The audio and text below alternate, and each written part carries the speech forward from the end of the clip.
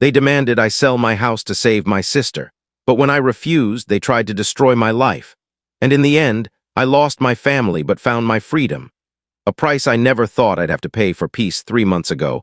I stood outside a stranger's house, watching my parents being dragged away by the police. They were screaming, insisting the people inside had stolen my home. They thought they were destroying my life. But in truth, they gave me something I never thought I'd have: freedom. Freedom from the very people who were supposed to love me most. I'm Emily, and this is the story of how I learned that sometimes the most toxic people in your life share your DNA. It all started with $150,000 and one family dinner that changed everything. But to understand how that money almost ruined my life, you need to go back 6 years, to when I still believed love from family was unconditional. I was 30 years old then, living in what could barely be called a studio apartment. It was more like a closet with plumbing. Every morning, I'd wake up in that cramped space and ask myself the same questions. Why was I still living like this? Why was I eating canned soup every night? Why did I still take the bus while others drove? Why did I wear thrift store clothes and celebrate birthdays with gas station cupcakes? The answer was simple. $150,000. That number was my finish line, my ticket to freedom. Enough to buy a modest home, something that would finally be mine. Every dollar represented years of sacrifice. Sleepless nights debugging code, weekends freelancing instead of resting, watching my friends go out while I worked double shifts. But it paid off because I found it. The perfect 3-bedroom craftsman, hardwood floors. A kitchen that caught the morning light like liquid gold. It felt like peace made real. Every Saturday, I'd visit my parents for dinner. My mom, Karen, always made her famous meatloaf. My dad, Mark, would complain about his back while secretly enjoying having both his daughters home. And then there was Chloe, my older sister by 4 years, and her husband, Ryan. Ryan was the kind of man who treated every conversation like a sales pitch. If there was a shortcut to success, he was already lost somewhere on it. That particular Saturday in October, something felt off the moment I walked in. There was this buzzing tension, like everyone was waiting for something big to happen. Chloe and Ryan were whispering in the corner like co-conspirators. Mom kept glancing at me, half excited, half calculating. Dad couldn't quite meet my eyes, but I was too happy to notice. I had photos of the house on my phone ready to show them. I was proud, finally proud. When dinner started, my mom cleared her throat. "Chloe has some exciting news to share," she said, in that careful voice she always used before asking for a favor. Chloe smiled, stood up, and began handing out printed papers, charts, graphs, projections, market analysis. A full-on presentation. It was her third business attempt. The first two had both ended in disaster, so bad that my parents had to refinance their home to pay off her debts. But now Chloe's eyes sparkled with the same blend of desperation and denial I'd seen too many times before. "I've learned from my mistakes," she said confidently. "This time it's going to work. I just need some capital for development and marketing." Ryan nodded, playing the role of the devoted husband. "The projections say we could triple the investment in 3 years," he added. Then they all turned to look at me. Not casual glances, expectant stares. It made my stomach twist. "Why are you all looking at me like that?" I asked, but deep down I already knew. "Well," Chloe started sweetly, "I know you've been saving for a house. Mom said you've got about $150,000. The room fell silent. All I could hear was the sound of my own heartbeat. They weren't talking about my dreams anymore. They were talking about my money. "I'm not investing my house fund into your business," I said firmly. The words came out harsher than I meant, but the audacity of it left me stunned. This wasn't just a favor. They were asking me to risk my entire future. For a business idea that had already failed twice.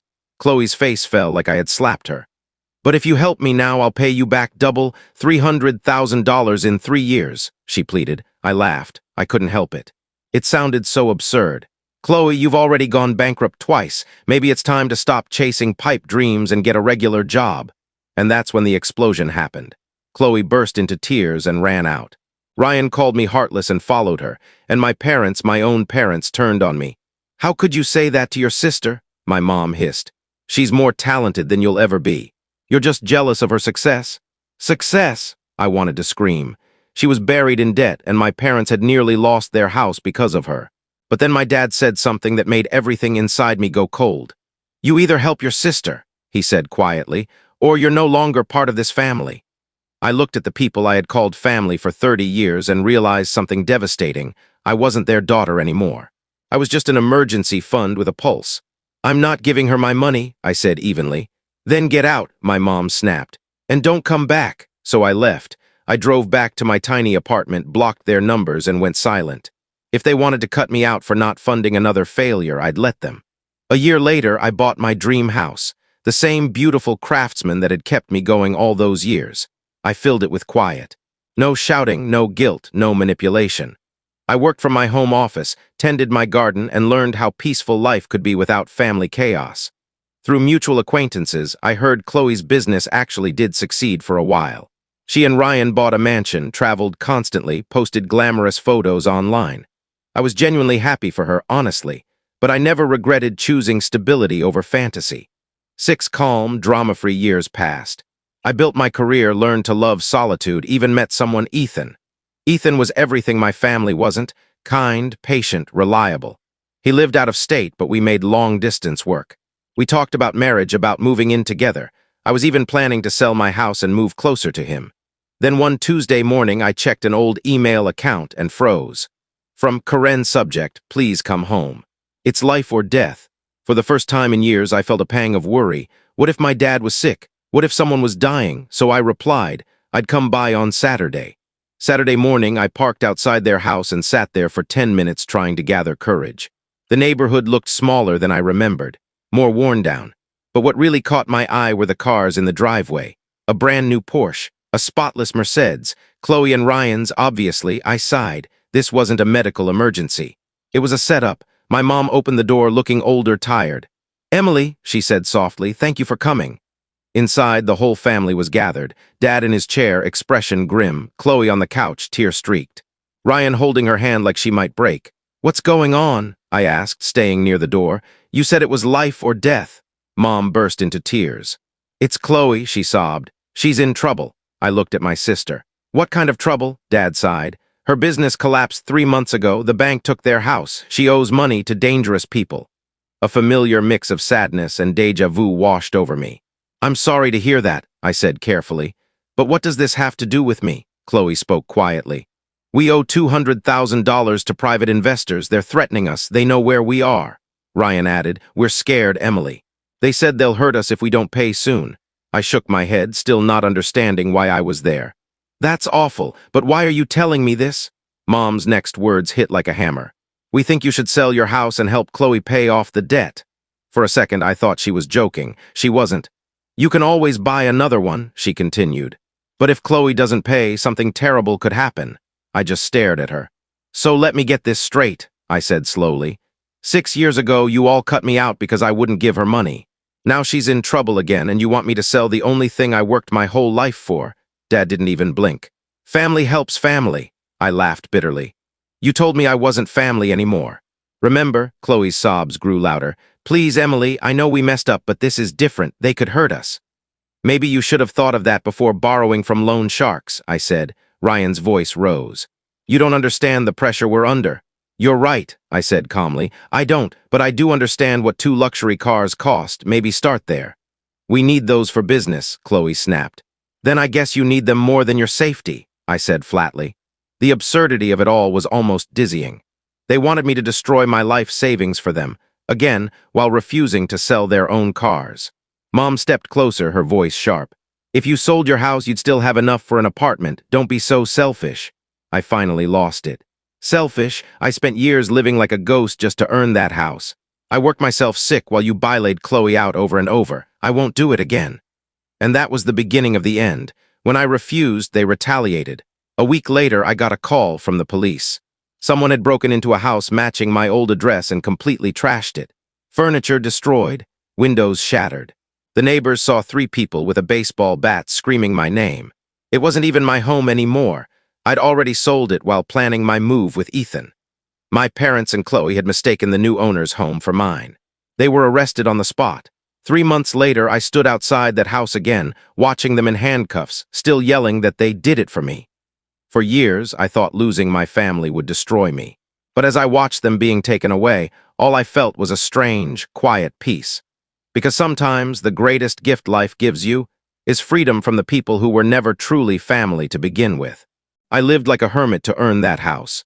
Every late night, every skipped dinner out, every penny pinched was worth it, and I wasn't about to sell it all to clean up Chloe's disaster. "She's your sister," my mother said, her voice trembling between guilt and anger. "And she's also an adult," my dad replied before I could even speak.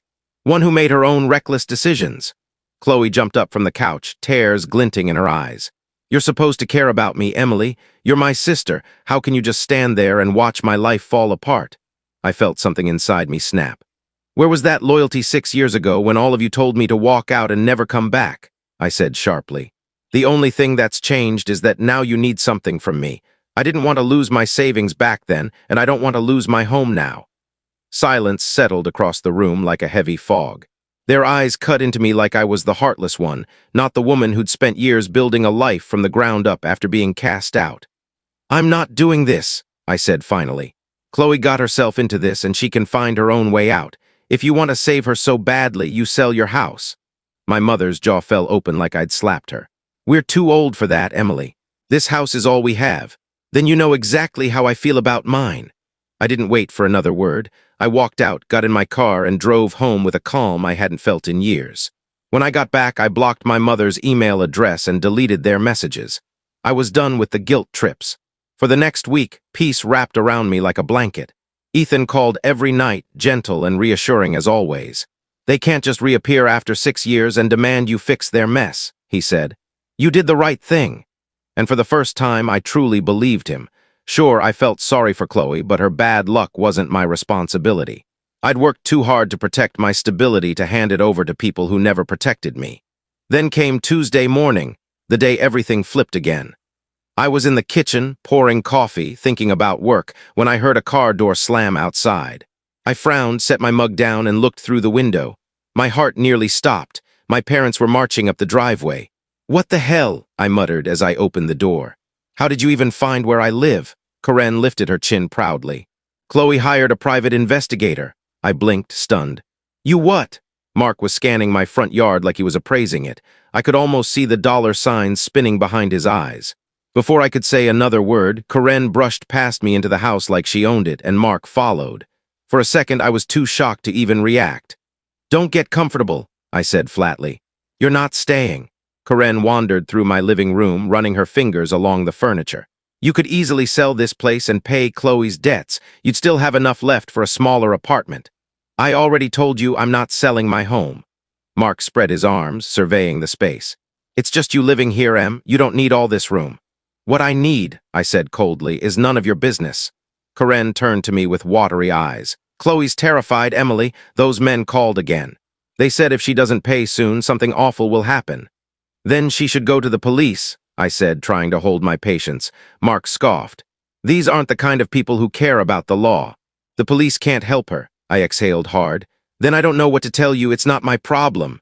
Karen folded her arms like a stubborn child. "We're not leaving until you agree to help her." "Fine," I said, pulling out my phone. "Then I'm calling the cops." Mark grabbed my wrist. "Don't be stupid." "Let go of me," I snapped, shaking him off. "Either you leave right now or I'll have you both removed." They could tell I wasn't bluffing. My mom's face crumpled as she sobbed. "Fine, but if something happens to your sister, that's on you?" "No," I said calmly.